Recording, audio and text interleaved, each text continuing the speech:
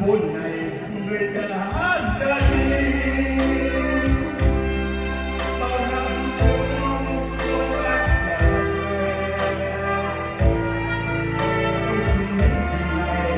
ตั้งนักแข่งเพื่อจะเปิด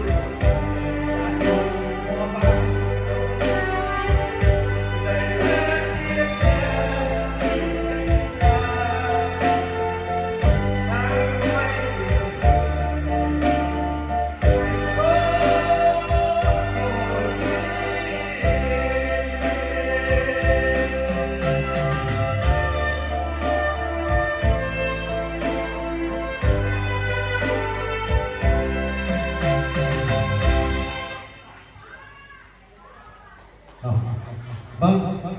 cái thúc vậy ta đưa ban ngày của ta mừng kỷ niệm ngày phụ nữ Việt Nam 20 tháng 10